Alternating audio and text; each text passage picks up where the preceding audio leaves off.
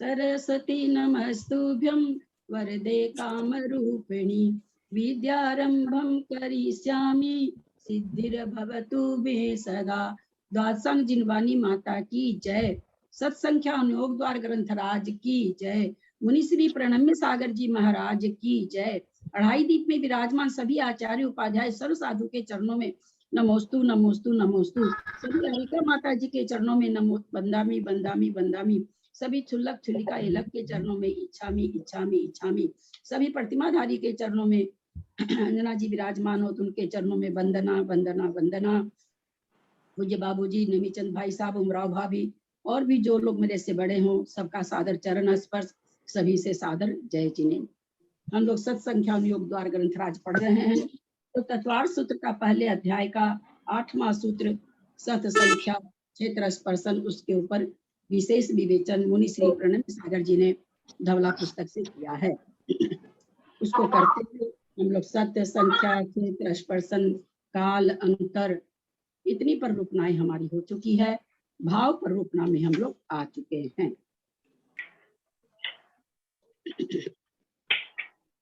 Page number 254 होगा ना, 134 number 255 का 135 शुरू, 255 में 135।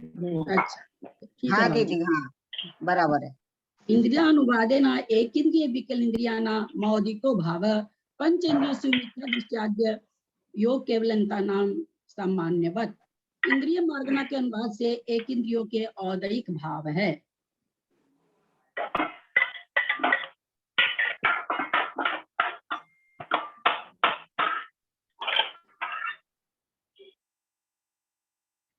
एक इंद्रियों के औदयिक भाव है।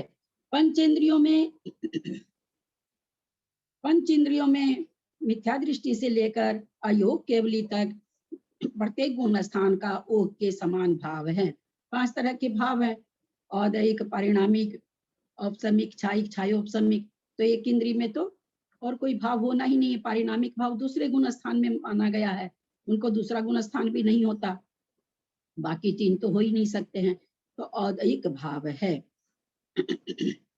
पंच इंद्रियों में मिथ्या दृष्टि से लेकर अयोग केवली तक प्रत्येक गुण स्थान का ओघ के समान भाव है। जो जो गुण स्थान जिसके जिसके है, मिथ्या दृष्टि से लेकर 14वें गुण स्थान तक वो सारे भाव वैसे वैसे घटेंगे।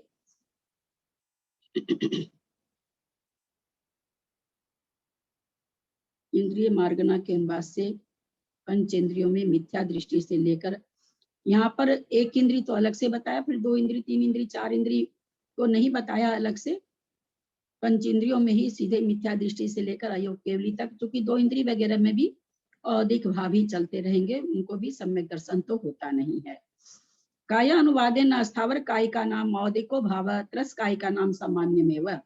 काय मार्गना के अनुवाद से स्थावर कायिकों के औदिक भाव हैं, क्योंकि वो एक इंद्रिय होते हैं।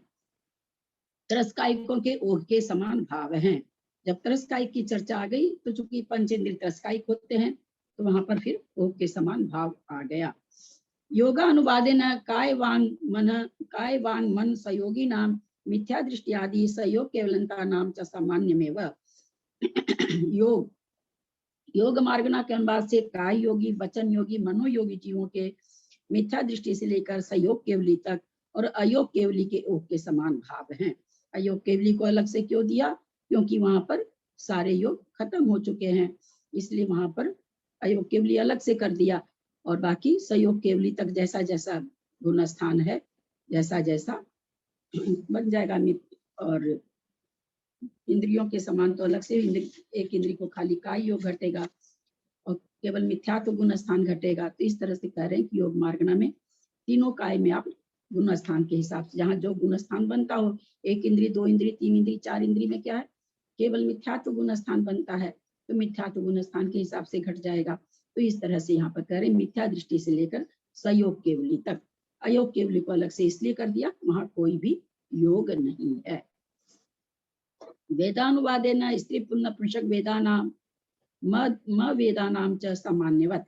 वेद मार्गना के अनुवाद से स्त्री वेदी, पुरुष वेदी, नपुंसक वेदी और वेद रहित जीवों के ओघ के समान भाव है। वेद यहाँ पर चूंकि मार्गना के हिसाब से कथन चल रहा है, हम लोग को ये भी हम जैसे पुरुष में नपुंसक वेद में भी कोई पुरुष भाव वेद की बात है, कोई पुरुष वेदी है, पुरुष है, नपुंसक वेदी हो सकता है।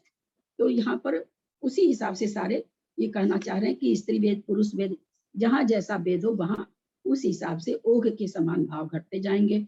जहाँ द्रव्य वेद भाव वेद दोनों नपुंसक है, जहाँ द्रव्य वेद भाव वेद अलग अलग है, मनुष्योत्तरी अंश में भाव वेद के हिसाब से वहां घट जाएगा। तो इस तरह से वेद मार्गना में जहां तक वेद पाया जाता है और वेद रहित यानी 9वें गुण स्थान से आगे जो जीव हैं उनके ओघ के समान भाव घटेंगे। भाव से यहाँ पर औदैहिक, पारिणामिक, छायिक, छायोपशमिक और औपशमिक भाव लेना है। कषायानुवादेन क्रोधमान माया लोभ कषायानाम अकषायानाम च सामान्यवत्। कसाय मार्गना के अनुवाद से क्रोध कसाय वाले, मान कसाय वाले, माया कसाय वाले, लोभ कसाय वाले और कसाय रहित जीवों के समान भाव हैं। जहां तक कसाय के वहां तक सारे भाव चलते रहते हैं। कसाय रहित जीव के दो ही तरह के भाव होंगे, या तो औपशमिक होगा या छायिक होगा। कसाय रहित जीव 10वें गुण स्थान से कसाय रहित हो जाता, औपशमिक है, सत्ता में पड़ा हुआ है, उसको औपशमिक भाव घटेगा। छायिक है, कसाय रहित है, उसके छायिक भाव घट जाएंगे। ज्ञानानुवादेन मति ज्ञाना श्रुत ज्ञानी विभंग ज्ञानी नाम मति श्रुतावधि मन पर्य केवल ज्ञानी नाम च सामान्यवत्। ज्ञान मार्गना के अनुवाद से मति अज्ञानी, श्रुत ज्ञानी, विभंग ज्ञानी, मति ज्ञानी, श्रुत ज्ञानी, अवधि ज्ञानी, मन पर्य ज्ञानी और केवल ज्ञानी जीवों के ओघ के समान भाव है। जिस तरह से मति अज्ञान, श्रुत ज्ञान, विभंग ज्ञान मिथ्या दृष्टि को होता है, यहाँ मिथ्यात्व गुण स्थान में घट जाएगा। विभंग ज्ञान जो श्रुत ज्ञान का भेद है वो दूसरे गुण स्थान में भी है और तीसरे में भी मिश्र ज्ञान करके घटाया गया है। तो उस तरह से वहां भाव के उसी हिसाब से भाव घटते जाएंगे मिथ्या दृष्टि के। तो और जब विभंग ज्ञान की बात लेंगे तो वहां पारिणामिक भाव भी घट जाएंगे, औदैहिक भाव भी घट जाएंगे। सेमानुवादेन सर्वेषां संयता नाम च सामान्यवत्। संयम मार्गना में, संयम में असंयम भी आ जाता है। संयम मार्गना के अनुवाद से सब संयतों के, संयता संयतों के और असंयतों के ओघ के समान भाव है। असंयत में कौन कौन सा भाव हो जाएगा? औदिक तो होगा ही होगा, है ना। असंयत समय दृष्टि है, पहला गुण स्थान बढ़ती हो अथवा चौथा गुण स्थान बढ़ती हो या तीसरा हो या पहला हो, अवधि घटेगा ही। दूसरे गुण स्थान में तो पारिणामिक भाव घट जाएगा। चौथे गुण स्थान में है छायोपशमिक सम्यक दृष्टि है तो छायोपशमिक भाव भी घटेंगे, और अगर छायिक सम्यक दृष्टि है तो छायिक भाव भी घटेंगे। अगर उपसम में है चौथा गुण औपशमिक सम्यक दर्शन, अगर कोई देश संयम या सकल संयम नहीं ले रखा तो चौथा गुण स्थान है, तो उपसम सम्यक में भी औपशमिक भाव भी घट जाएगा। यानी असंयत गुण स्थान को अगर देखें, पारिणामिक भाव छोड़ करके सारे भाव घट जाते हैं। दर्शनानुवादेन चक्षुर्दर्शना अवधि दर्शन केवल दर्शिनी नाम सामान्यवत्। दर्शन मार्गना के अनुवाद से चक्षु दर्शन वाले, अचक्षु दर्शन वाले, अवधि दर्शन वाले और केवल दर्शन वाले जीवों के ओघ के समान भाव हैं। अचक्षु दर्शन वाले स्पर्शन, रसन, घ्राण, चक्षु, है ना, 3 इंद्रिय तक के अचक्षु दर्शन वाले हैं तो मिथ्यात्व गुण स्थान ही रहेगा। चक्षु दर्शन वाले हैं, केवल चक्षु दर्शन, अचक्षु दर्शन में कर्ण इंद्रिय भी, चक्षु दर्शन में अभी आपके स्पर्शन, रसन, घ्राण, चक्षु, श्रोत्राणी, श्रोत्र का जो दर्शन है वो अचक्षु दर्शन में भी आ जाता है। तो जिसको इसी कारण है जहाँ चक्षु दर्शन का वर्णन होता है, प्राय देखे होंगे वहां पर 5 पांचों इंद्रियों का ज्ञान वहां पर घट जाता है। यद्यपि चक्षु के बाद कर्ण है, लेकिन अचक्षु दर्शन में चक्षु दर्शन को छोड़ के 4 इंद्रियां आ जाती है। इसलिए जब चक्षु दर्शन अचक्षु दर्शन बोलने से पांचों इंद्रियां, जहां चक्षु दर्शन बोल देते हैं वहां पांचों इंद्रियां घट जाती है। कि वहां पर केवल इंद्रियों की प्राप्ति होना अलग बात है और दर्शन बताना अलग बात है। इंद्रिया की प्राप्ति तो कोई 1 इंद्रिय है, कोई 2 इंद्रिय है, कोई 3 इंद्रिय है, कोई 4 इंद्रिय है, और कोई पंचेंद्रिय है। तो वो एक घटाना अलग है कि हम लोग जब कहते हैं विकल्प के लिए कहते हैं 2 इंद्री, 3 इंद्री, 4 इंद्री, तो वहां तक तो वो ठीक है। लेकिन जब दर्शन की बात चलती है तो अचक्षु दर्शन में 4 इंद्री आ जाती है, चक्षु दर्शन नहीं आता। तो चक्षु दर्शन जिसको हो रहा है, अगर दर्शन की हम बात करते हैं तो चक्षु दर्शन जिसको हो रहा है उसको अचक्षु दर्शन भी 4 इंद्रियों से हो रहा है। लेकिन अचक्षु दर्शन वाले के चक्षु दर्शन नहीं पाया जा सकता है। अवधि दर्शन वाले केवल दर्शन, अवधि दर्शन जहां से शुरू है, चौथे गुण स्थान से शुरू है। चौथे गुण स्थान में भी हम लोगों ने समझा है कि सारे ही भाव वहां पर पाए जाते हैं, परिणामिक भाव जो दूसरे गुण स्थान में होता है उसको छोड़ करके। केवल परिणामिक भाव अगर जीवत्व और भव्यत्व की अपेक्षा देखते हैं तो फिर वो भी पाया जाता है, क्योंकि परिणामिक भाव वहां पर दूसरे गुण स्थान में हम लोग आया था तो पढ़े थे कि क्यों नहीं भाई दूसरे गुण स्थान में आप अनंतानुबंधी के उदय से हो रहा था, पर अनंतानुबंधी के कारण उसको औदिक भाव क्यों नहीं बता रहे हैं। तो उन्होंने क्या दिया था, इसका कारण याद है? नहीं आया था शायद, इसी में पीछे आया था, ऐसा मेरे को याद आ रहा है।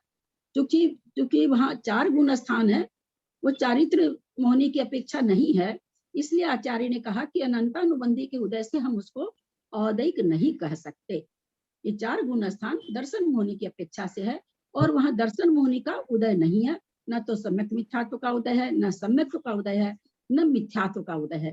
तो इस कारण से उस गुण स्थान में भाव तो घटाना पड़ेगा, क्योंकि जीव भाव रहित तो होता नहीं है। तो इस कारण से दूसरे गुण स्थान में पारिणामिक भाव घटाया। समझ में आई होगी बात? 4 गुण स्थान दर्शन। हाँ प्रणाम दीदी, मैं ये पूछ रही हूँ कि अचक्षु दर्शन कितनी इंद्रियों में घटा सकेंगे? सभी 1 से 5 इंद्रिय वाले जीवों में? हाँ, 5 हम लोग को अचक्षु दर्शन भी है, चक्षु दर्शन भी है। 4 इंद्रियों के द्वारा हमारा चक्षु दर्शन है और आंख से हमारा चक्षु दर्शन है। दीदी मेरा भी यही प्रश्न था कि अचक्षु दर्शन भी हो सकता है ना हमको भी? हाँ, कोई अगर नहीं प्रश्न होगा, था। 1 मिनट, अगर अचक्षु दर्शन नहीं होगा तो कितनी ठंडी हवा बहे आपको पता ही नहीं लगेगा, कितनी गर्मी रहे, है ना, आपको पता ही नहीं लगेगा, क्योंकि आपको तो स्पर्शन इंद्रिय है ही नहीं, है ना। अचक्षु दर्शन का मतलब स्किन से ठंडा गर्म जानना, घ्राण से बदबू सुगंध दुर्गंध डालना जानना, कान से स्वरों को सुनना, है ना, और जीभ से चखना। ये 4 जो इंद्रियां हैं, इनके द्वारा जो हमें ज्ञान होता है, इनके द्वारा जो हमको दर्शन हो रहा, मतलब क्या कहेंगे हम, क्या समझेंगे? ज्ञान तो इसके बाद की चीज हो गई। अच्छा, हाँ, तो इसको क्या कहेंगे? अचक्षु दर्शन का मतलब क्या? सामान्य प्रतिभास लेंगे क्या? जैसे आपने जीभ पर कोई चीज रखते ही रखने के बाद जो ज्ञान हो गया, कह रहे ये तो मतलब इसमें तो खट्टा ज्यादा है। जैसे सब्जी हम लोग चखाते हैं, किसी को कभी बनाते गेस्ट लोग तो बता देते हैं लोग इसमें तो खटाई ज्यादा है, इसमें नमक नहीं है। लेकिन उसको ये ज्ञान होने के पहले जो जीवा पर रखा, वो क्योंकि वो अर्थ पर्याय पकड़ाती नहीं है, वो जीवा पर रखते हमको ज्ञान हो जाता है, हमको तो पता ही नहीं लगता ना, बहुत सूक्ष्म होती है। लेकिन जीवा पर रखे उसमें सामान्य जो प्रतिभास हुआ उसको क्या कहेंगे? रसना दर्शन कहेंगे, है ना, वो रसना दर्शन हो गया। तो यहाँ पर दर्शन का मतलब सामान्य आभास 4 इंद्रियों के द्वारा। शब्द सुनाई कान में दिया, अभी सोच ही रहे कि कुछ सुन रहा है, हमको तो तब तक में ज्ञान हो जाता है, क्योंकि हमारा दर्शनोपयोग और ज्ञानोपयोग क्रमवर्ती है, हम पकड़ नहीं पाते हैं। लेकिन हमको पहले दर्शन होता है, फिर ज्ञान होता है। केवली को दर्शन और ज्ञान एक साथ हो जाता है।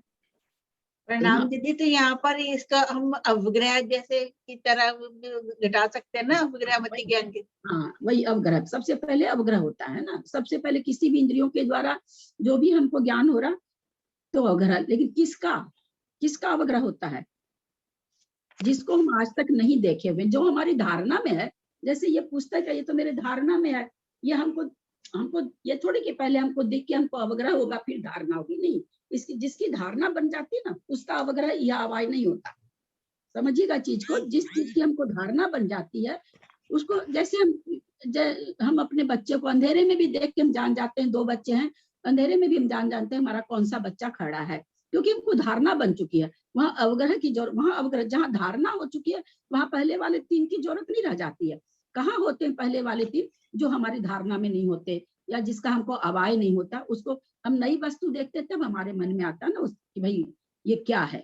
जो हम पहले अब जाते रहते हैं अपने इसमें गाड़ी से या ट्रेन से या जिससे भी, अब वो एक खड़ा डंडा उसमें टोपी पहनाया हुआ खेत में दिखता है तो हम लोग तो जान गए हैं कि ये तो डंडे को खड़ा करके टोपी पहना रखा, तो हमको क्या होगा। लेकिन जिसने आज तक नहीं देखा वो पहले सोचता है कि क्या है, तो क्या है सोचता, वो अवग्रह हुआ।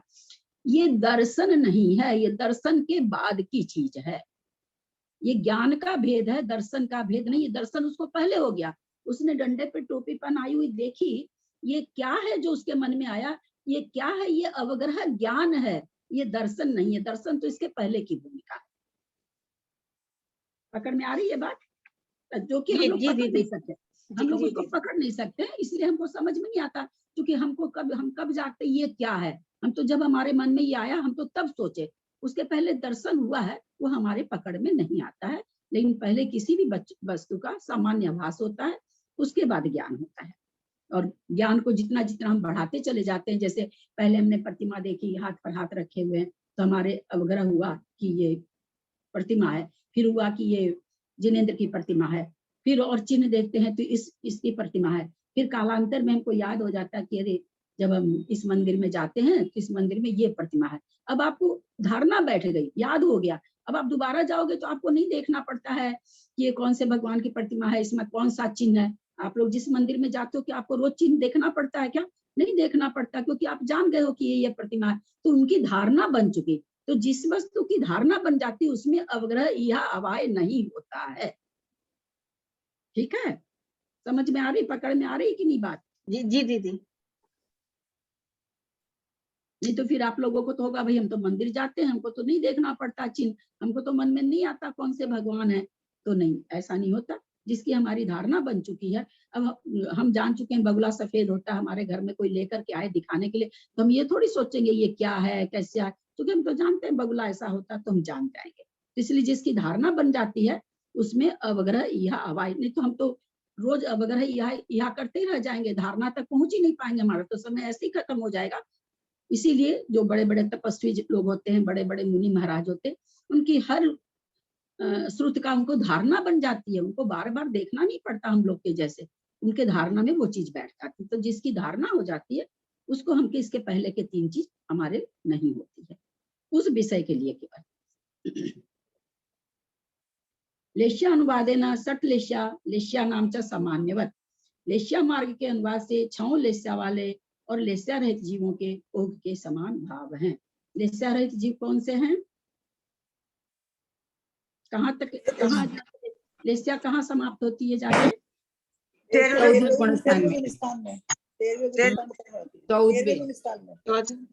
14वें में लेश्या रहित होते हैं, 13वें गुण स्थान में तो परम शुक्ल लेश्या होती है, 14वें गुण स्थान में लेश्या रहित हो जाते हैं। और बाकी 6 लेश्या हम लोग जान रहे हैं, 4थे गुण स्थान तक 6 लेश्या है, 5वें में 4 है, फिर आगे 3 लेश्या है 7 गुण स्थान तक। उसके बाद फिर शुक्ल लेश्या चल जाती है, केवल शुक्ल लेश्या का बढ़ता हुआ शुक्ल लेश्या और ज्यादा अच्छी होती चली जाती है। भव्य अनुवादेन भव्या नाम मिथ्या दृष्टादे योग केवलंता नाम सामान्यवत, अभव्या नाम पारिणामिको भाव। भव्य मार्गणा के अनुवाद से भव्यों को मिथ्या दृष्टि से लेकर अयोग केवली तक के समान भाव हैं। अभव्यों के कहते हैं पारिणामिक भाव हैं। क्यों पारिणामिक भाव क्यों हटा दिया? क्योंकि यहाँ भव्यत्व और अभव्यत्व की बात चल रही है, तो अभव्य के पारिणामिक भाव इसलिए कि बाकी उसको औपसमिक छायोपसमिक भाव तो उसमें पाए ही नहीं जाएंगे, इसलिए कह दिए। क्योंकि भव्य मार्गना इसलिए औदिक भाव यहाँ पर निकट आ रहे हैं कि भव्य मार्गना के अनुवाद से मिथ्या दृष्टि से अवयवलित ओक के समान है, यानी मिथ्या दृष्टि जो अभव्य उसको तो अभव्य भाव, अभव्य पारिणामिक भाव है, और भव्यों के भव्य पारिणामिक भाव है। सम्यक्ता अनुवादेना छायिक सम्यक दृष्टि असंयत सम्यक दृष्टि छायिको भाव छायिकम सम्यक्तम असंयत मोदयिके न भावेन संयता संयत प्रमत्ता प्रमत्त संयतानां छायोपशमिको भाव छायिकम सम्यक्तम चतुर्णाम उपशामकानां मौपशमिको भाव छायिकम सम्यक्तम शेषाणां सामान्यवत छायोपशमिक सम्यक दृष्टिषु असंयत सम्यक दृष्टि छायोपशमिको भाव छायोपशमिक सम्यक्त्वम् असंयतः पुनरोदैकेन भावेन संयता संयत प्रमता प्रमत्त संयतानां छायोपशमिको भावः छायोपशमिकं सम्यक्त्वम् औपशमिक सम्यक दृष्टिषु असंयत सम्यक दृष्टि रौपशमिको भावः औपशमिकं सम्यक्त्वम् असंयत पुनरोदैकेन भावेन संयता संयत प्रमता प्रमत्त संयतानां छायोपशमिको भावः औपशमिकं सम्यक्त्वम् चतुर्णाम उपशामकानां औपशमिको भावः औपशमिकं सम्यक्त्वम्। यहाँ पर औपशमिकम में जहाँ पर भी सम्यक्त्वम लिख रहे हैं वहां पर सभी जगह इसमें जहाँ लिख रहे हैं थोड़ी सी व्याकरण की बात, सबको बहुत व्याकरण बताए हैं, थोड़ा सा बताइए। जैसे यहाँ पर हम लोग देखें, हम लोग पहली लाइन में ही देखें छायिको भावः, फिर उसके बाद जब लिख रहे हैं छायिकम सम्यक्त्वम, ऐसा क्यों कर रहे हैं?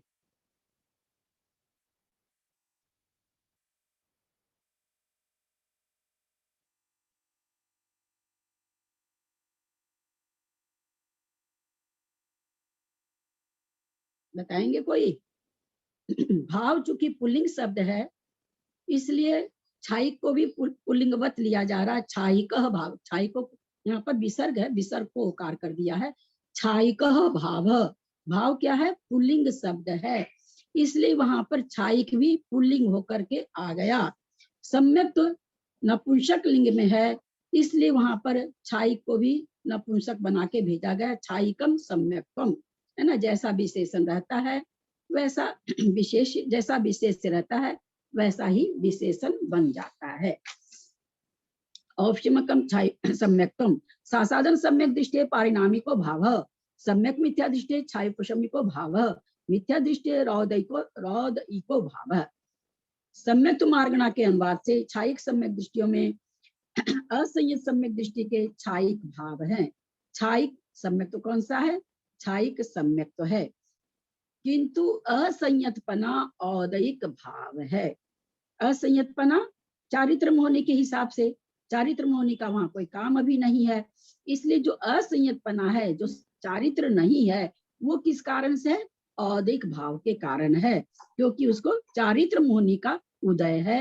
इसलिए ऐसा, हाँ, यहाँ ऐसा मान सकते हैं कि अप्रत्याख्यानावरण कसाय का उदय है, इसलिए औदयिक भाव। हाँ, अप्रत्याख्यानावरण तो हम क्यों कहेंगे, वहां तो हम सीधे कहेंगे भी चारित्र मोहनी का, चारित्र मोहनी के उदय में नहीं बनता, संयम नहीं बनता, तो वहां पर चारित्र मोहनी के हिसाब से वो गुण स्थान नहीं है, असंयत है, चारित्र नाम की चीज ही नहीं है।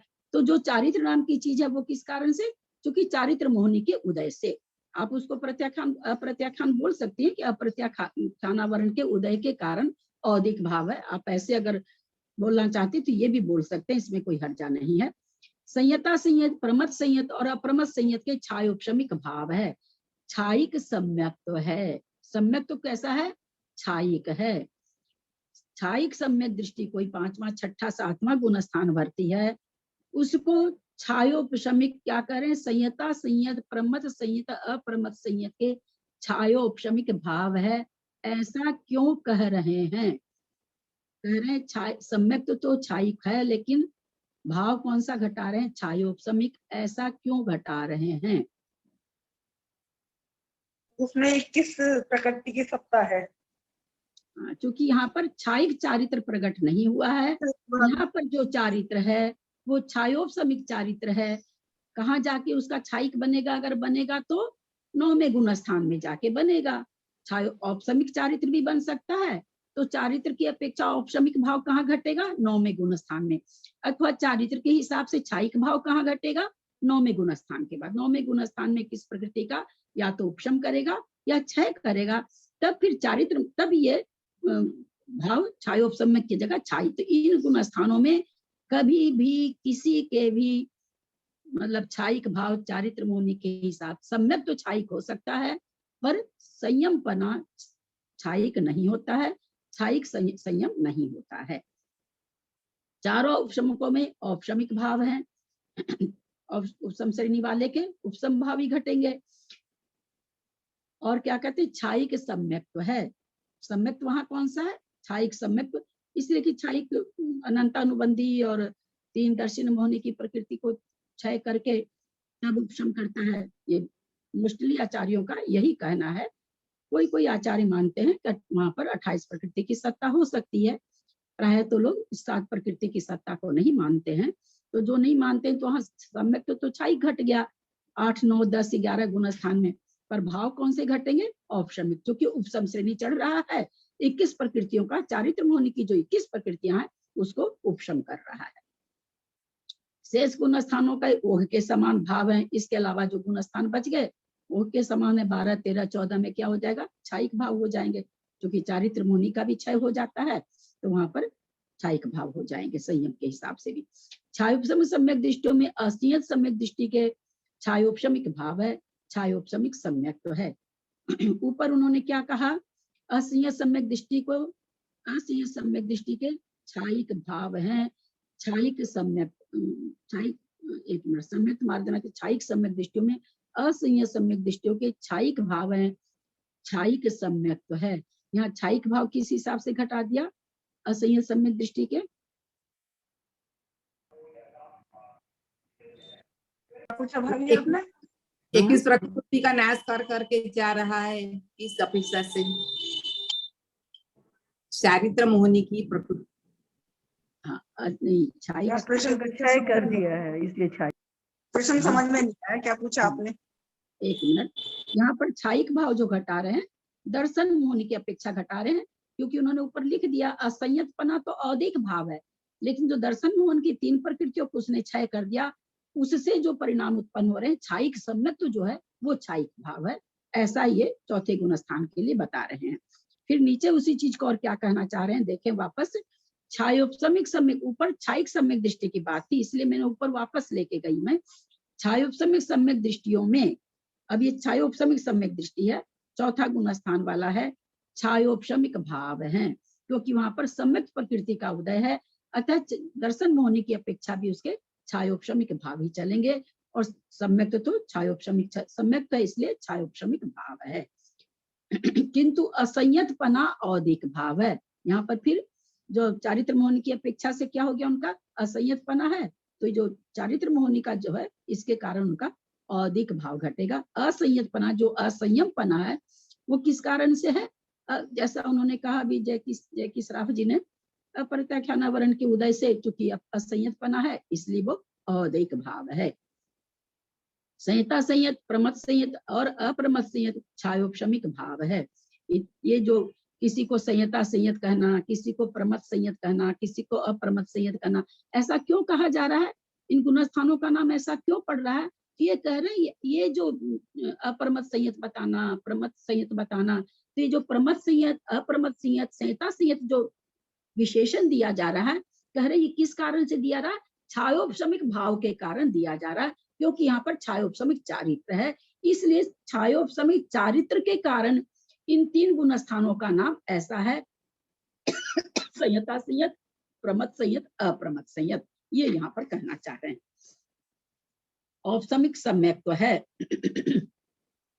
औपशमिक सम्यक्त्व है, परंतु क्या नाम है, संयतपना वगैरह सब और छायोपशमिक भाव है, कुछ क्षय है, कुछ जैसे सर्वघाती स्पर्धकों का क्षय है और संयम है, कुछ संयम है, यथाख्यात चारित्र, छठे 7वें गुण में क्या है, यथाख्यात चारित्र नहीं है, और 5वें में तो देश संयम है।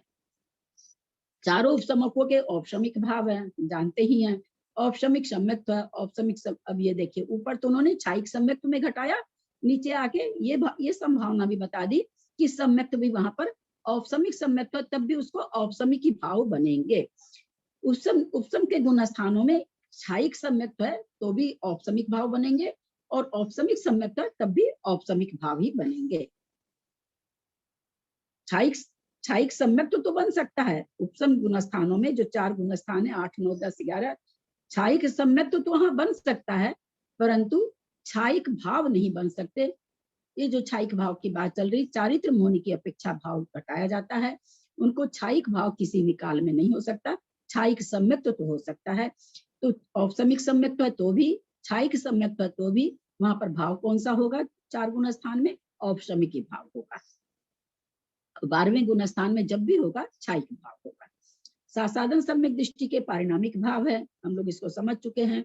सम्यक मिथ्या दृष्टि के छायोपशमिक भाव है, कुछ का क्षय कुछ का उपशम है। वहां पर मिथ्या दृष्टि के औदैहिक भाव हैं, क्योंकि मिथ्या दृष्टि का तो मिथ्यात्व के उदय से परिणाम चल रहा है, इसलिए औदैहिक भाव वहां पर घट जाएगा।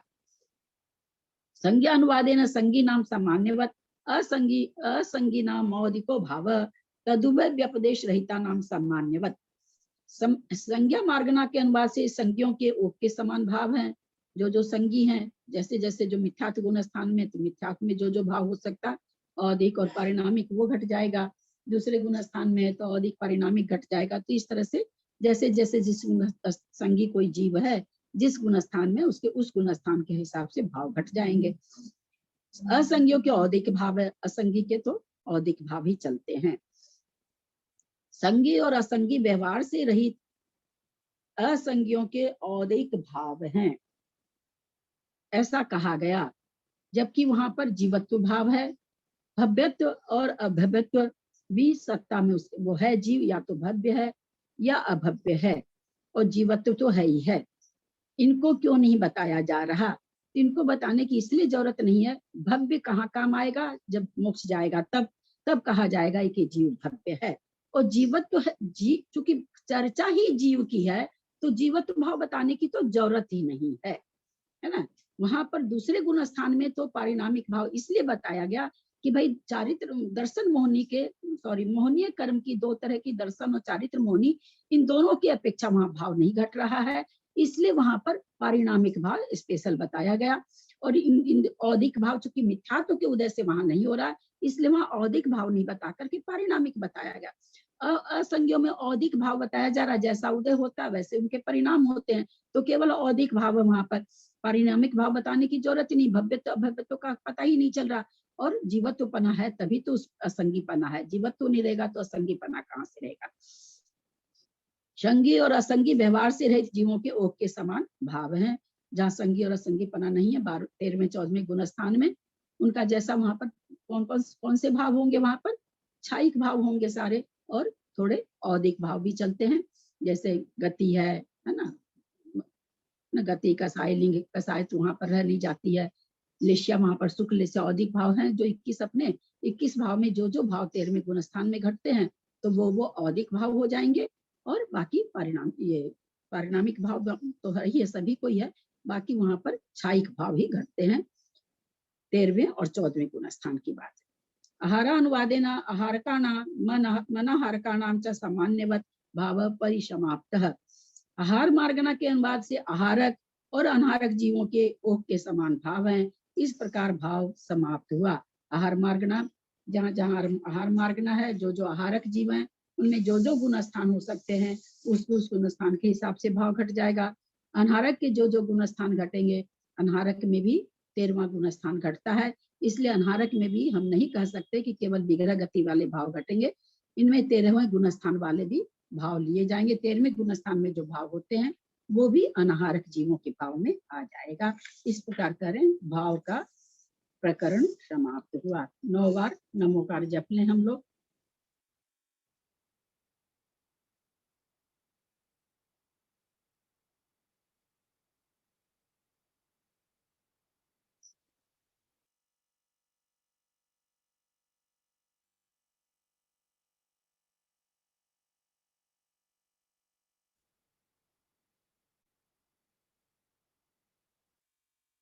संग जिनवानी माता की जय। अब अल्प बहुत 8वीं मार्गना, 8वीं पररूपना शास्त्री जी समाप्त होने की ओर है। 2 बार हमारा इसका हो चुका स्वाध्याय। अल्प बहुत मुपवर्ण्यते तद द्विविधम सामान्येन विशेषेण च। सामान्येन तावत् सर्वतः श्लोकात्रे उपशाम का सगुण स्थान कालेषु प्रवेशेन तुल्य संख्या उपशांत कषायास्तावन्त एव। त्रय छप का संख्ये गुणः क्षीण कषाय वीतराग छद्मस्था तावन्ता एव। सयोग केवलिन्यो योग केवलिनश्च प्रवेशेन तुल्य संख्या सयोग केवलिन स्वकालिन समुदितः संख्ये गुणः सासाधन सम्यक दृष्टि और संख्ये गुणः सम्यक दृष्टिया संख्ये गुणः अस्य सम्यक दृष्टि और संख्ये गुणः सम्यक मिथ्या दृष्टि और अनंत गुणः। अल्प बहुत में क्या बताया जाएगा कि जैसे किस गुण स्थान में जीव किस गुण स्थान से कम होते हैं, किसमें ज्यादा होते हैं, गुण स्थान की अपेक्षा कहा जाएगा, फिर गति के हिसाब से बताया जाएगा। तो इस तरह से अल्प बहुत में, अल्प माने थोड़ा, बहुत माने ज्यादा, यानी किससे किस में कम अथवा किससे किस में ज्यादा, इस तरह का जो ज्ञान कराता है उसे अल्प बहुत परूपना कहते हैं। अब अल्प बहुत का कथन करते हैं, वो दो प्रकार का है, सामान्य और विशेष। सामान्य की अपेक्षा तीनों उपशमक सबसे थोड़े हैं, जो अपने अपने गुण स्थान के कालों में प्रवेश की अपेक्षा सामान्य संख्या वाले हैं, क्योंकि समान संख्या से ही प्रवेश करते हैं, इसलिए कहते हैं कि तीनों उपशमक अपने अपने गुस्थान प्रवेश की अपेक्षा एक संख्या वाले हैं। उपशांत कषाय वाले जीव उतने ही हैं। इनमें इनसे पूर्ण कर्ण आदि तीन गुण स्थान के छपक संख्यात गुणे हैं। अपूर्व करण आदि तीन गुण स्थान के छपक, चूंकि हम लोग को मालूम है उपसम श्रेणी से छपक श्रेणी वाले जीव हम लोग जहां भी पढ़े अभी पीछे दूने होते हैं ना, उसमें 20 तो उसमें 40 ऐसी संख्या हम लोग पढ़ के आए हैं। तो संख्यात गुणे का मतलब ऐसा नहीं समझ लें कि संख्यात गुणे, संख्यात 2 से शुरू हो जाती है ना, संख्या कहाँ से शुरू होती है, 2 से शुरू हो जाती। तो 2 गुणे को भी संख्यात गुणे, 10 गुणे को भी संख्यात गुणे ही बोला जाएगा, असंख्यात गुणे नहीं बोला जाएगा। संख्यात गुणे में 2 से शुरू हो जाता है। तो यानी ऐसे 2 है 4 है दीदी, वो सब संख्यात आ गए है ना, जैसे 2 भी है 4 भी है, 1 से अधिक ऐसा लेंगे ना दीदी। हाँ, 1 से अधिक। इनसे अपूर्व कर्ण आदि तीन गुस्थान के छपक संख्यात गुण है, यानी संख्यात से गुना करिए उपशम गुण स्थान वाले को, तो छपक गुण स्थान वाले के जीव निकलेंगे। यानी सीधा सा विवेचन इतना समझे, उपशांत कसाय गुण उपशांत गुण उपशम श्रेणी से ज्यादा छपक श्रेणी वाले जीव होते हैं। हम स्थूल कथन इतना समझें। छीन कसाय वीतराग छद्मस उतने ही हैं, क्योंकि जितने चढ़ते हैं उतने ही होंगे, अलग से तो हो नहीं सकते। संयोग केवली और अयोग केवली प्रवेश की अपेक्षा समान संख्या वाले हैं। संयोग केवली और अयोग केवली प्रवेश की अपेक्षा, यहाँ से देखिए साफ निकल गया कि तीसरे गुण स्थान के जो जीवों की तीसरा का दे सॉरी 13वें गुण स्थान के जीवों की संख्या हमेशा एक सी है। यहाँ से हमको इस चीज को मानना पड़ेगा। क्या लिख दिया इन्होंने, संयोग केवली अयोग केवली प्रवेश की अपेक्षा समान संख्या वाले हैं, क्योंकि जितने प्रवेश करेंगे 10 प्रवेश करेंगे, 10 कोई भी 10 प्रवेश वाले भी 10 निकल सकते हैं, जो पहले से जीव बैठे उसमें से भी 10 निकल सकते हैं, कोई भी 10 निकल सकते हैं। ऐसा नहीं कि जो प्रवेश कर रहे हैं वही निकलेंगे। तो ये क्या कह रहे हैं कि जितने, यहाँ से एकदम साफ निकल गया कि संयोग केवली गुण स्थान में जितने जीव प्रवेश कर रहे हैं, अयोग केवली में उतने ही जा रहे हैं, उतने ही प्रवेश कर रहे हैं। यानी ये संख्या हमेशा, अगर जैसे 6 महीना 8 समय में है कि 6 महीना अगर कोई नहीं 13वां गुण मोक्ष नहीं जाए, तो फिर है वो संख्या 32 64 जो भी है। तो ये अगर 32 जीव प्रवेश कर रहे हैं संयोग केवली में, तो अयोग केवली भी 32 ही बनेंगे, वही 32 नहीं बनेंगे। ऐसा हम नहीं समझ ले कि वही उसमें से भी बन सकते हैं, कोई भी 32 ही जाएंगे। 64 अगर सहयोग केवली बन रहे हैं, तो सहयोग केवली गुण स्थान में बहुत सारे जीव हैं, संख्या मुझे नहीं याद रहती है, उसमें से 64 जीव ही अयोग केवली बनेंगे, ज्यादा नहीं बनेंगे। कि प्रवेश तो किए 10 निकल गए 12। तो इससे 2 चीज हमको पता चली कि जितने सहयोग केवली बनते हैं अयोग केवली उतने ही बनते हैं। एक ये सिद्धांत पता चला। दूसरा ये सिद्धांत पता चला कि 13वें गुण स्थान में जो जीवों की संख्या है वो बराबर बनी रहती है, उसमें घट बढ़ नहीं होती है। उसमें से कोई जीव जा सकता है मोक्ष 14वें में, कोई भी जा सकता है, लेकिन संख्या बराबर बनी रहती है। यही कारण है कि 13वें गुण स्थान की जो संख्या बताई गई है, जब नमस्कार हम लोग करते हैं इनकी अरहंतो वगैरह की, सारे सकल सैमी की और की, तो इसमें 13वें गुण स्थान की संख्या तो बिल्कुल उतनी ही है। जब उसकी संख्या हम उतनी पकड़ते हैं, तो हमको छपक की संख्या भी वैसे ही पकड़नी पड़ेगी, क्योंकि 8वें में अगर 8 प्रवेश कर रहे हैं, तो 12वें में 13वें में 8 ही प्रवेश करेंगे, 12वें से जाके 13वें, और 13वें में 8 करेंगे तो 14वें में भी 8 ही करेंगे। तो ये भावना बनती है कि छपक श्रेणी चढ़ने वाले जीवों की संख्या 8, 9, 10, 12, 13, 14 समान होती है। यहाँ ये एकदम बिल्कुल इससे निकल गया, क्योंकि संयोग केवली अयोग केवली प्रवेश की अपेक्षा समान संख्या वाले हैं। इनसे अपने काल में समुदित हुए संयोग केवली संख्यात गुणे हैं। लेकिन संयोग केवली हैं कितने? प्रवेश करने वाले तो समान हैं, परंतु हैं कितने संयोग केवली केवल बता रहे हैं और किसी गुण स्थान में नहीं बता रहे। कितने का संख्यात गुणे हैं, जो प्रवेश कर रहे हैं उससे वहां के जीव कितने हैं? संख्यात गुणे हैं। प्रवेश तो बहुत थोड़े से कर रहे हैं, लेकिन यहाँ देखिए यहाँ पर भी संख्यात गुणे लिखा गया, क्योंकि असंख्यात नहीं है। 13वें गुण स्थान में अगर मान लीजिए 2 जीव प्रवेश कर रहा है, तो 2 जीव से असंख्यात गुणे कभी भी 13वें गुण स्थान में नहीं होंगे। जब भी होंगे संख्यात गुणे होंगे। वो गुणित गुना करने वाली संख्या कुछ भी हो सकती है। इनसे अपने काल में समुदित हुए माने इकट्ठे हुए। अपने काल क्यों लिखा? अपने काल में समुदित हुए, अपना काल क्यों लिख दिया यहाँ पर? जिस काल में जा रहे हैं उसी काल की बात हो रही है ना, जिस काल में जा रहे हैं अपना काल नहीं होगा। कोई पूर्व कोटि की आयु वाला जीव 8 बरस 8 अंतर्मुहूर्त में केवल ज्ञान कर लिया, कोई 100 बरस, कोई 500 बरस में किया, पूर्व कोटि की आयु है। तो जितना जिसका काल बचा अपने काल में समुदित हुए, अपने अपने काल के हिसाब से वहां से निकलते हैं। अपने काल में वो समुदित हुए रहते हैं, जितने काल तक रहते हैं अपने अपने काल से सब इकट्ठे होते रहते हैं। जैसे जैसे जिसका समय आता है वो 14वें गुण स्थान में जाता रहता है। क्योंकि पूर्व कोटि की आयु वाला एक एक समय, जहाँ एक एक समय का विवेचन हो, वहां घंटा घड़ी का तो छोड़ ही दीजिए, है ना। तो सबका अपना अपना 13वें गुण स्थान से निकलने का प्रत्येक जीव का अलग अलग काल है। हाँ, कुछ पूछ रहे हैं?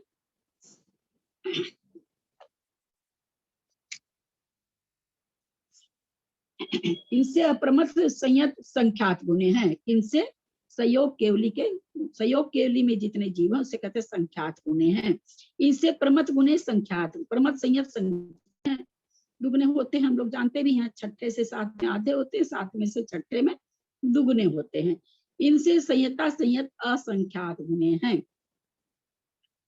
असंख्यात गुणे हैं। संयता संयत हम लोगों ने जब इसका पढ़ा था, संख्या मार्गना में पढ़ा, संख्या प्ररूपणा में, तो वहां पर था ना कि पल्ले के असंख्यात में भाग प्रमाण है। किस किस गुण स्थान के जीवों का आया था ये? किस किस गुण स्थान? दूसरे, तीसरे, चौथे और 5वें, 4 गुण स्थान का आया था। दूसरे, चौथे और 5वें।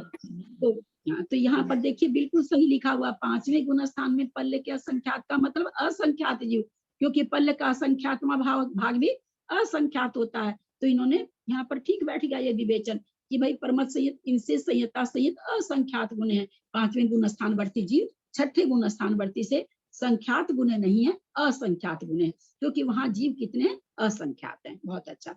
इनसे साधन सम्यक दृष्टि असंख्यात गुण है। हमने वहां पर पढ़ा भी था, है ना, कि 2 से भाग देंगे, जो जीवों की संख्या एक मानी गई उसका क्या कहा था? भागार अलग अलग है। जैसे कि एक का 2 है, एक का 4 है।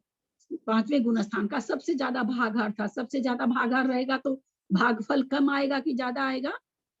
फल कम आएगा। कम आएगा। भागार ज्यादा है तो वहां पर दिया था, आपने समझे थे, 2, 4, 16 ऐसे करके था, 64 था। तो जितनी बड़ी संख्या से भाग देंगे उतने कम जीव आएंगे। तो 5वें गुण स्थान का भागार सबसे ज्यादा था, उससे कम दूसरे गुण स्थान का था, उससे कम तीसरे गुण स्थान का था, उससे कम चौथे, इस तरह से था। तो ये क्या करे? संयता संख्यात गुण है। याद आया होगा सबको, किसी को भी नहीं समझ में आ रहा तो आप लोग पूछ लीजिए। इनसे साधन सम्यक दृष्टि देखिए, 5वें से मैंने कहा कि दूसरे का था, उसके बाद 5वें से किस में ज्यादा है? दूसरे में ज्यादा है। इनसे उससे दूसरे से तीसरे में जो भागार बना था, 5वें गुण स्थान का 32 था कि 64 था, फिर इसका साधन का 32 था, फिर इसका 16, फिर इसका 8, ऐसे मतलब आधा आधा करके था। प्रॉपर संख्या नहीं याद है मुझे। इनसे संयता संयत असंख्यात गुण है। साधन सम्यक दृष्टि असंख्यात, इनसे सम्यक मिथ्या दृष्टि असंख्यात गुण हैं। इनसे असंयत सम्यक दृष्टि असंख्यात गुण हैं। अब यहाँ पर भाव भाषणा करें। परमत संयत से असंयत सम्यक दृष्टि कितने गुणे हो गए, उससे हम दुगने को ही लेते हैं, नहीं लेते ज्यादा, है ना। असंख्यात हो गए। प्रमथ संहित का असंख्यात की जो संख्या चालू हुई 5वें गुण स्थान से चालू हुई है। तो पहले तो क्या कर, छठे से 5वें में असंख्यात हैं, तो असंख्यात वहां पर असंख्यात गुण। अब उससे दूसरे वाले असंख्यात गुण, वो भी असंख्यात गुण है, वहां पर भी संख्यात गुण नहीं कह रहे हैं कि 5वें से संख्या से गुना कर दो, किसी भी संख्या से, उतने जीव नहीं, 5वें गुण स्थान के जीव को भी आप असंख्यात से मल्टीप्लाई करिए, उतने दूसरे वाले हैं। देखिए कितना छोटा सा समय सासाधन गुण स्थान का, पर जीव कितने पाए जा रहे हैं, समुदित होकर के। इतने जीव नहीं पाए जा सकते, काल इतना छोटा है सासाधन गुण स्थान का। उस काल में समुदित इकट्ठे हुए संख्या कैसे निकालते हैं, एक काल में इकट्ठे हुए जीवों की संख्या मानी जाती है ना, कि इतने जीव इस गुण स्थान में इतने जीव पाए जा सकते हैं, इसको संख्या कहते हैं। तो दूसरे गुण स्थान का अधिक से अधिक 6 आवली समय है, उस 6 आवली में समुदित जीव कितने हैं, यानी असंख्य 5वें गुण स्थान में असंख्यात जीव है, उसको असंख्यात से मल्टीप्लाई कर दीजिए, उतने जीव सासाधन गुण स्थान में पाए जाते हैं। इसकी भाषा करें। इसका मतलब ये हुआ कि बहुत सारे जीव प्रथमोपम सम्यक प्राप्त करते हैं। हाँ बिल्कुल, बहुत है ना। सासाधन गुण स्थान आज हमेशा मोक्ष की परंपरा चलनी है, अनादिकाल से चल रही है। अनादिकाल कब हम तो जानते नहीं, कौन सा अनादिकाल है, बस शब्दों से जानते हैं अनादिकाल, बाकी तो कुछ समझ में पकड़ में आता नहीं है। तो आखिर में सासाधन गुण स्थान तो हो ही जाएगा ना, प्रथमोपम तो करेगा ना। फिर देखिए सासाधन गुण स्थान में पाए वाले जीव से इनकी संख्या, ध्यान दीजिएगा, इनसे सम्यक मिथ्या दृष्टि संख्यात गुणे हैं। यहाँ कौन आ रहा है, प्रथमोपम जो कर रहा है, अथवा जो मिथ्यात्व में सम्यक मिथ्या दृष्टि कौन सा बनेगा, जो तीसरा गुण स्थान हो गया। तीसरा गुण स्थान में दूसरे गुण स्थान से नहीं आ सकता, दूसरे गुण स्थान से आता तो ये भी असंख्यात गुणे हो जाता, लेकिन ये दूसरे गुण स्थान वाला तो नीचे की ओर चल जाता है, और इसलिए वो नहीं इसमें आ सकता है। तो इसलिए क्या करें, ये असंख्यात गुणे, ये संख्यात गुणे हैं। फिर इनसे कहते हैं असंयत असंख्यात गुणे हैं, यानी चौथे गुण स्थानवर्ती जीव कितने अधिक हैं, यहाँ हम लोग को भाव वासना होती है।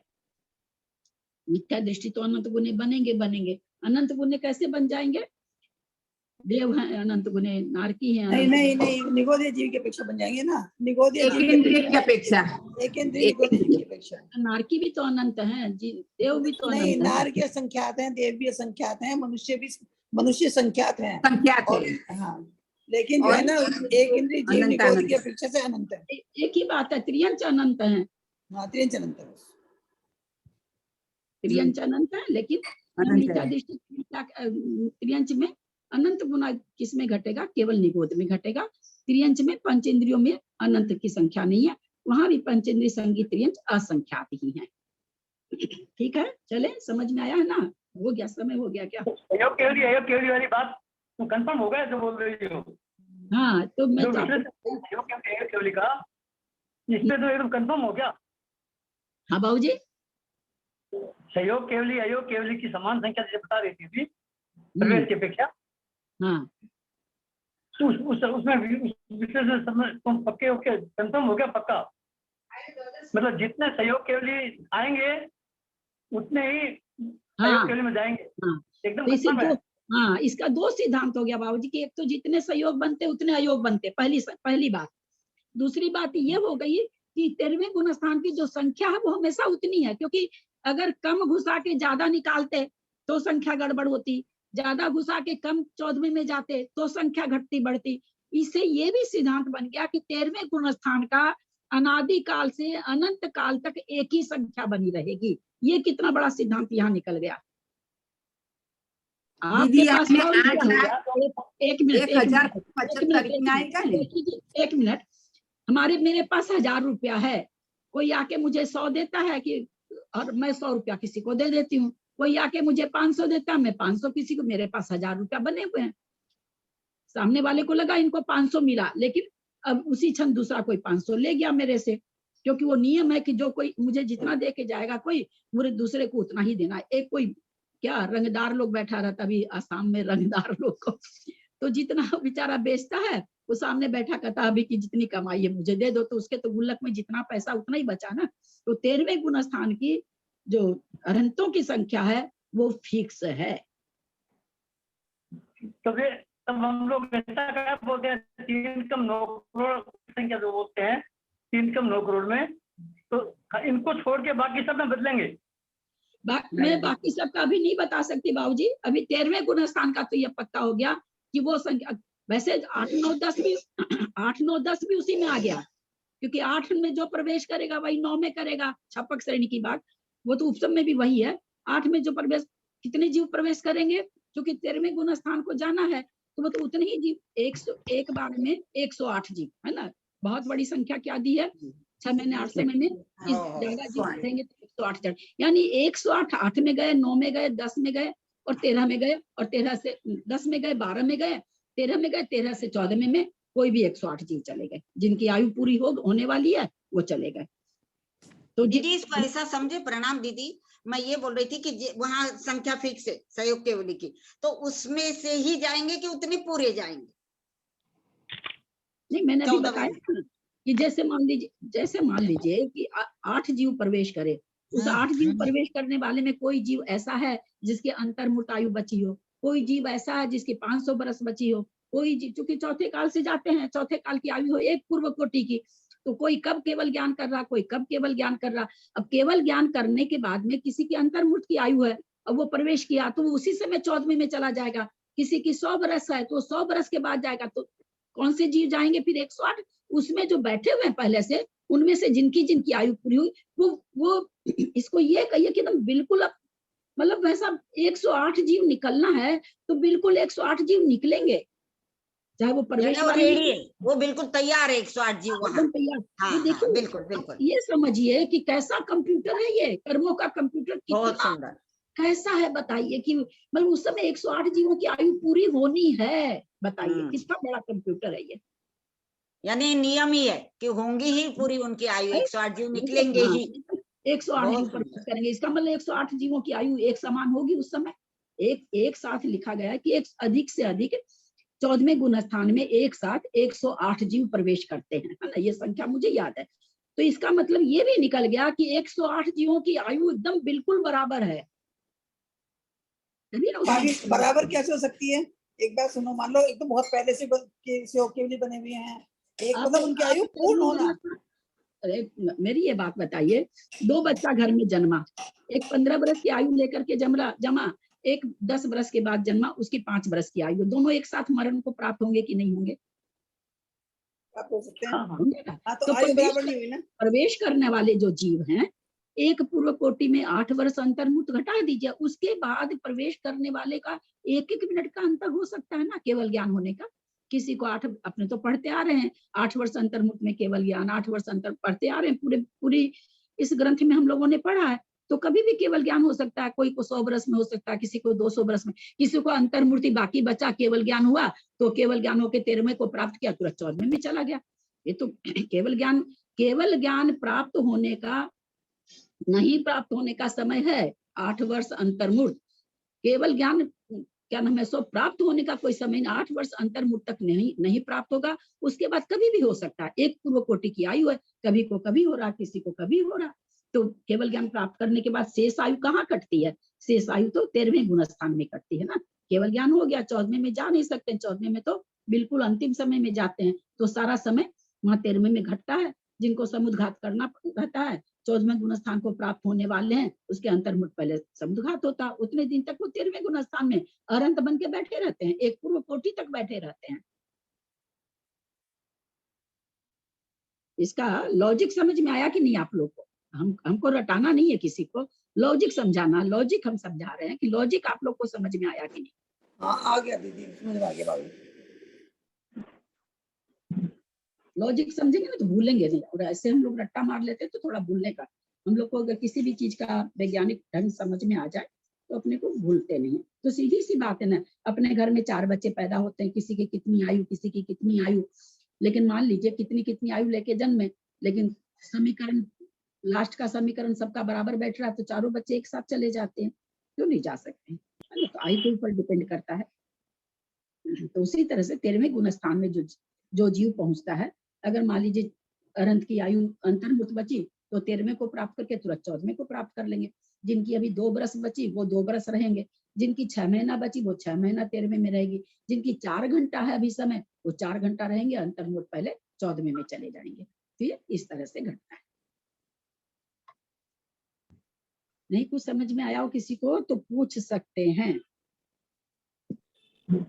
दीदी इसका मतलब ये हुआ कि 13वें गुण स्थान में जो 8,98,502 जीव है उतने ही रहेंगे हमेशा रहे। हाँ, अनादि काल से हैं और अनंत काल तक वो जीव रहेंगे, उतने जीव उसमें रहेंगे ही। हाँ, चाहे कितना आंधी तूफान आ जाए, जम्बूद्वीप पलट जाए, पहला काल आ जाए, दूसरा आ जाए, तीसरा आ जाए, छठा काल एकदम दुखमा आ जाए, वहां की संख्या तो वही रहेगी। उस संख्या में कोई कम बेसी नहीं। आज कितना इससे निकल गया ना, ये पहले से भी था लेकिन फिर भी आज तो लिखा हुआ मिल जाता है तो अपने लोग को थोड़ा सा भाव भाषणा बहुत बढ़िया से हो जाती है। आज तो अपने को लिखा हुआ ही मिल गया। ठीक है, करें स्तुति करें, किसी को कुछ पूछना तो। और आपका अच्छा रहा, आसाम में तबीयत ठीक रही है आपकी? भाई साहब की तबीयत ठीक रही है? दूसरी जगह तो ठीक ही रहती ना त्रिशला जी, करना कुछ पड़ता नहीं है, बढ़िया से खाना पाना मिल जाता है, नहाए धोए कपड़ा छोड़े वहीं पर प्रेस होके आ जाता, तबियत तो ठीक ही रहेगी ना, कुछ करना नहीं पड़ता है। नहीं ऐसा नहीं है,